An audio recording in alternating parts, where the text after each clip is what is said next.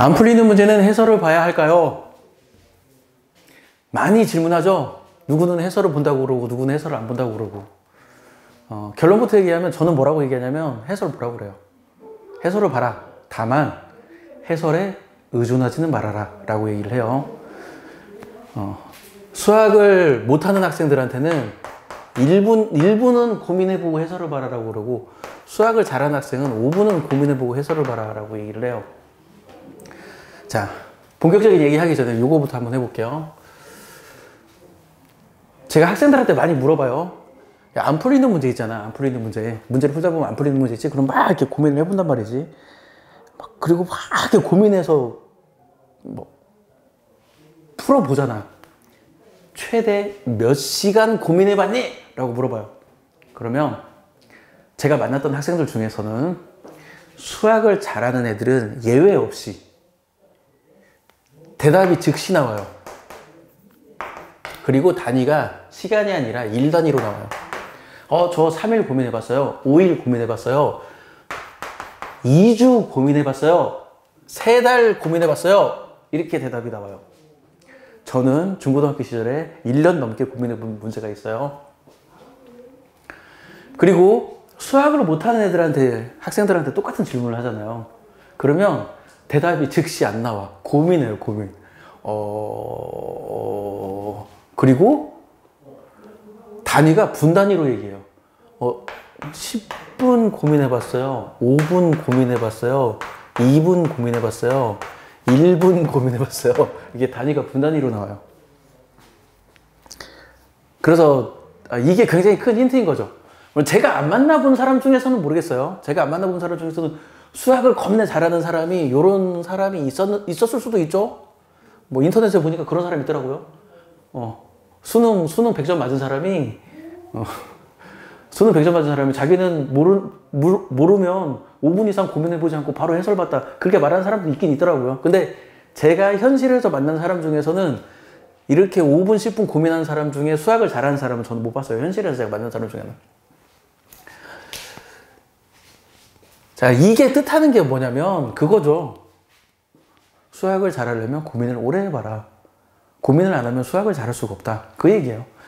앞 동영상에서 제가 그 수학 심화 얘기했잖아요.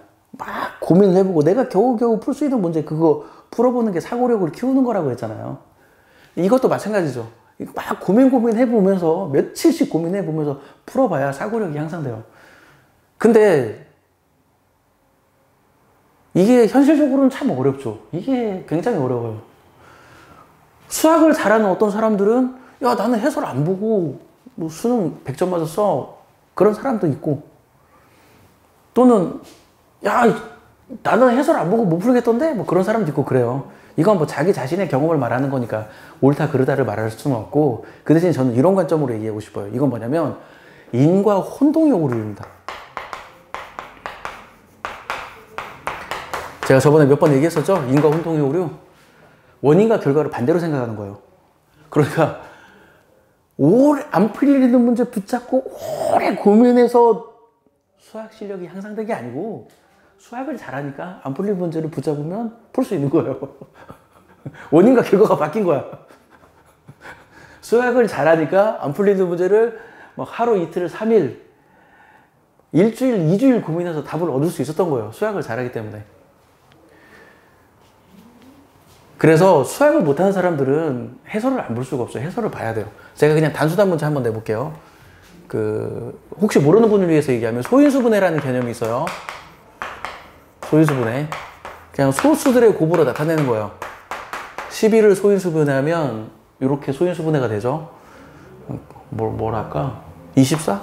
24를 소인수분해하면 38에 24니까 이렇게 소인수분해가 되죠. 이런 게 소인수분해인데, 제가 한번 문제를 내볼게요. 899를 소인수분해 하시오. 이게 참 묘한 문제라서 할 수 있는 사람은 이게 암산이 가능해요. 소인수분해가. 근데 할 줄 모르는 사람은 엄청 고민할 겁니다. 이걸 도대체 어떻게 소인수분해하지? 엄청 고민할 거예요. 할 줄 모르는 사람은. 이게 생각보다 어려워요. 그러니까 누군가에게는 암산이 가능한 쉬운 문제고, 누군가에게는 이게 상당히 어려운 문제예요. 근데 상당히 어려운 그 사람 입장에서는 이거를 1시간 고민해도 아마 풀이가 떠오르지 않을 거예요. 그리고 이런 문제도 있어요. 3599 소인수분해해라. 만약에 899를 소인수분해 할 수 있다면 암산으로 소인수분해 할 수 있는 사람이라면 3599도 암산으로 소인수분해를 할 수 있을 거예요. 근데 8899를 암산으로 소인수분해를 못한 사람, 막 어떻게 고민해서 막 5분 10분 막 매달려가지고 소인수분해를 했던 사람이라면 이거는 더 오랜 시간이 걸릴 겁니다. 이건 상당히 어려운 문제가 될 거예요. 제가 이 문제를 통해서 설명하고 싶은 건 뭐냐면, 문제풀이의 아이디어는 이게 혼자 고민한다고 해서 답이 안 나온다고 지금 말을 하는 거예요. 저도 마찬가지예요. 저도 제가 학교 다니던 시절에 아무리 고민해도 답이 안 나오는 문제가 있었어요. 그러고 해설을 보는 거지. 해설을 보면 어떤 때는 해설을 보면서 야, 내가 왜 이 생각을 못했지? 이 쉬운 걸 내가 왜 생각 못했을까? 이런 풀이도 있고, 또 어떤 건 해설을 딱 보면 야, 이걸 내가 어떻게 생각해내? 이걸 내가 어떻게 생각해내? 이런 풀이도 있고 그래요. 그래서 저는 해설을 보라고 합니다. 그 대신 그냥 문제를 읽자마자 바로 해설을 보는 게 아니라 고민해 본 다음에 해설을 보라고 그래요. 문제를 고민해봐라. 그러면 또 어떻게 고민하는지 또 학생들이 물어보긴 하는데, 저는 그렇게 얘기해요. 자기 스스로에게 문제를 설명해 보라고 그래요. 자, 이 문제에서 주어진 정보가 뭐지? 문제에서 구하라는 게 뭐지? 그러면 이 주어진 정보를 어떻게 활용해야 문제에서 구하라는 걸 얻을 수 있을까? 이런 식으로 자기 스스로에게 문제를 설명해요. 그러면 문제의 풀이가 보이는 경우가 있습니다. 제가 가끔 학생들한테 그런 방법을 써요. 어떤 애들이 이제 숙제 해와가지고, 어떤 학생들이 숙제 해와가지고 저한테 이제 모르는 문제 저한테 물어본단 말이죠. 그러면 그 문제를 딱 봤을 때, 이 문제라면 이놈이 충분히 풀 수 있을 것 같은데 싶으면 제가 그래요. 야, 칠판에 네가 풀어봐. 그러면 학생이 저한테 화를 내요. 아니, 제가 몰라서 물어봤는데 어떻게 풀어? 화를 내요. 아니야, 너 풀 수 있어. 그 대신 네가 문제를 나한테 설명해봐. 지금 문제는 이런 문제인데 여기서 어떤 정보가 주어졌고 문제에서 무엇을 구하라고 한다. 나한테 설명한 다음에 풀어봐. 그럼 풀릴 거야. 그러면 저한테 막 설명을 하죠. 그러면 풀려. 그럼 본인도 신기하게 생각을 해요. 그래서 저는 문제를 어떻게 풀을까 고민해봐라. 이렇게 물어보면, 이렇게 얘기하면 학생들이 어떻게 행동해야 할지를 몰라. 그걸 지금 얘기해주고 있는 거예요. 문제를 어떻게 풀을까 고민해보면 어떻게 하냐면 본인에게 문제를 스스로 설명을 해주는 겁니다. 스스로 설명을 해주면 내가 문제를 어떻게 풀어야 할지가 보여요. 자, 그리고 이제 해설을 보는 방법을 얘기해 줄게요. 해설은 어떻게 보라고 얘기하냐면,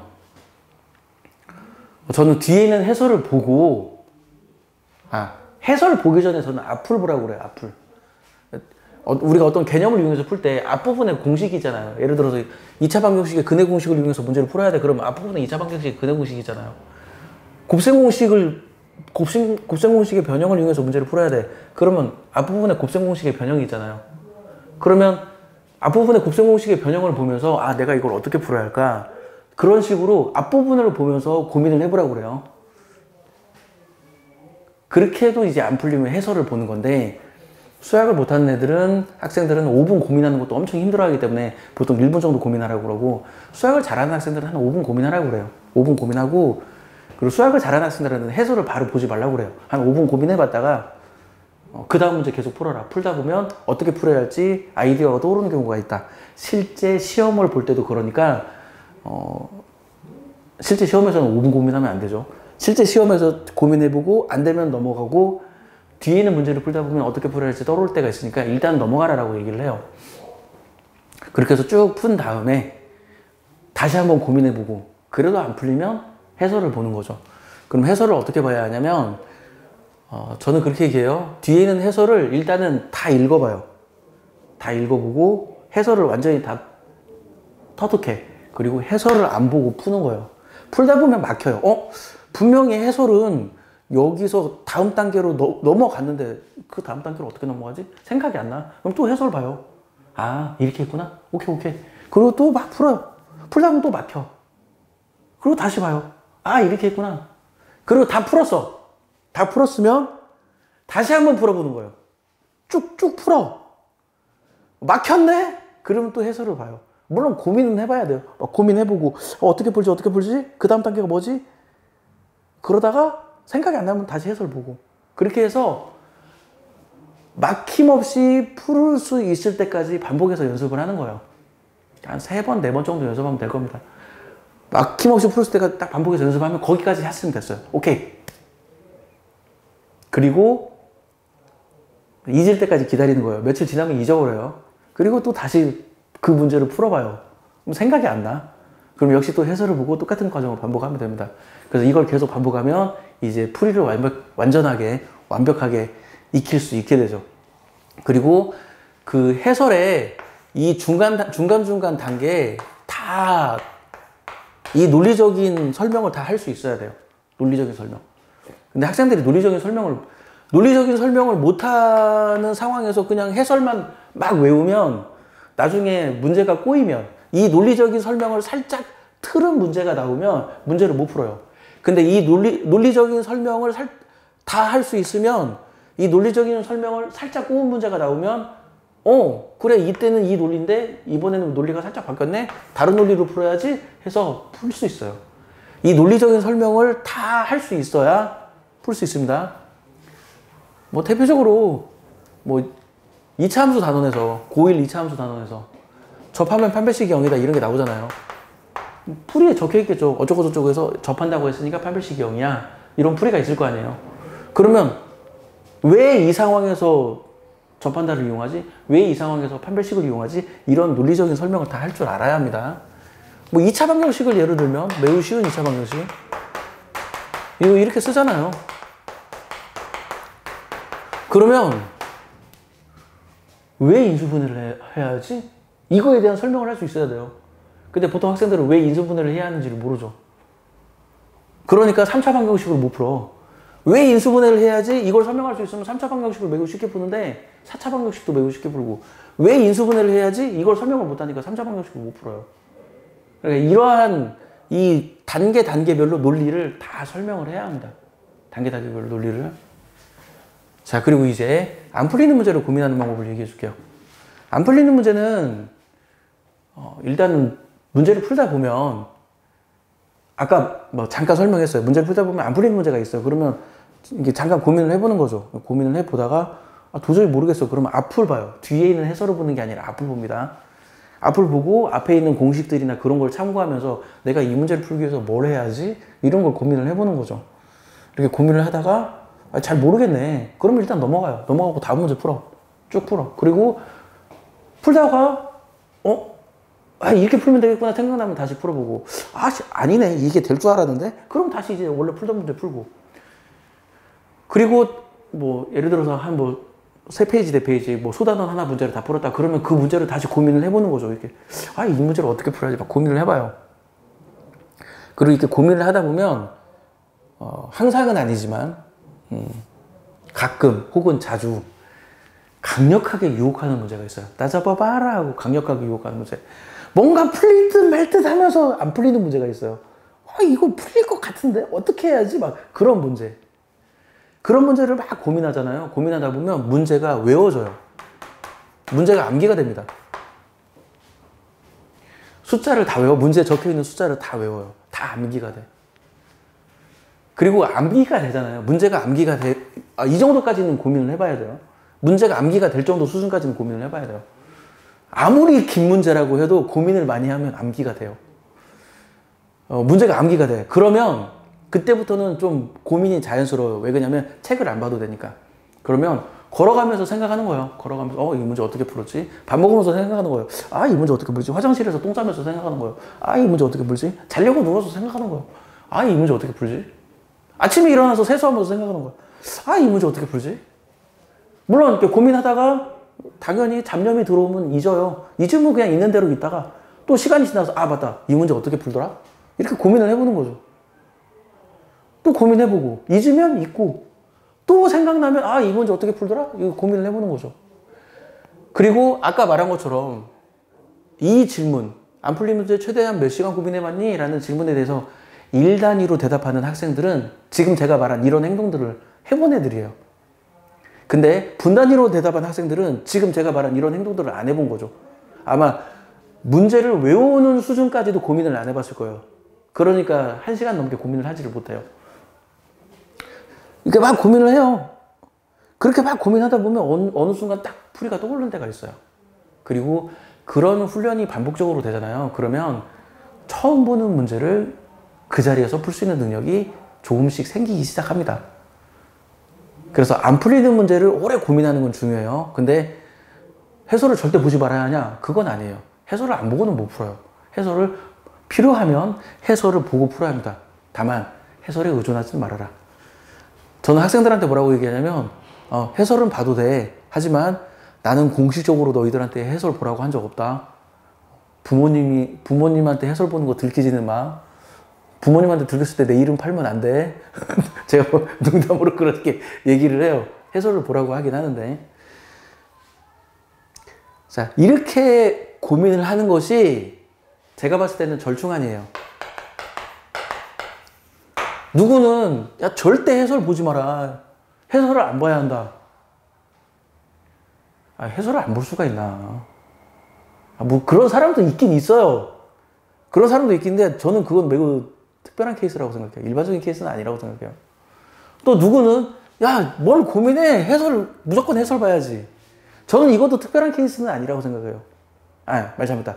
일반적인 케이스는 아니라고 생각해요. 특별한 케이스라고 생각해요.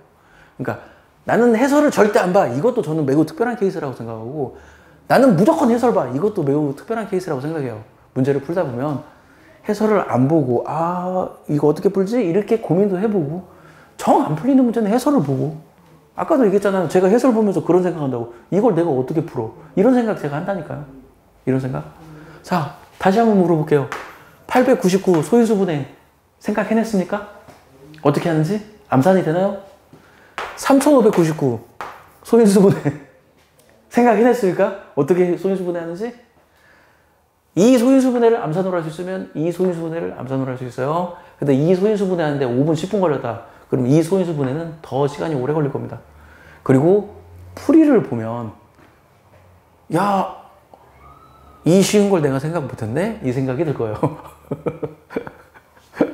중학교 3학년 정도라면 내가 이 쉬운 걸 왜 생각 못했을까? 그 생각이 들 겁니다. 자, 저는 지금 절충안을 제시하는 거예요. 해설은 봐야 할까요? 해설을 봐라. 그 대신 해설에 의존하지 마라.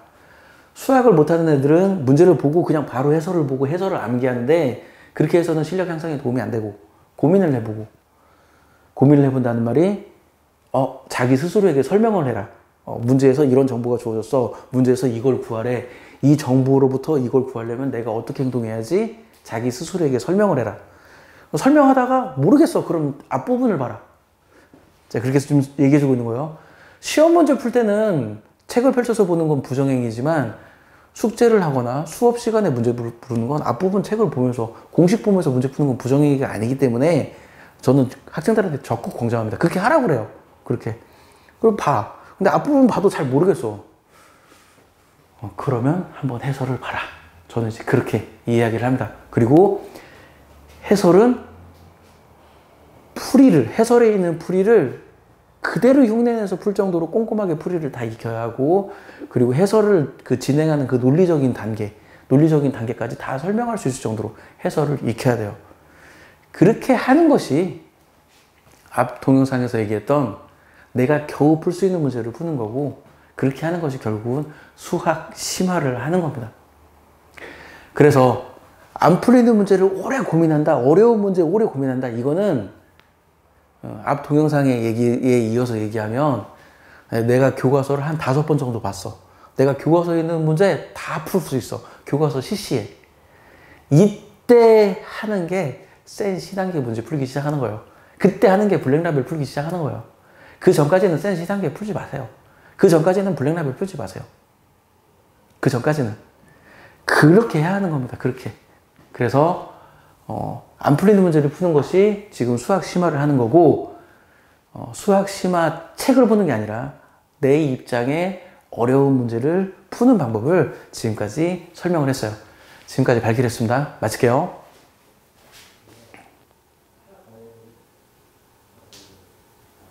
어.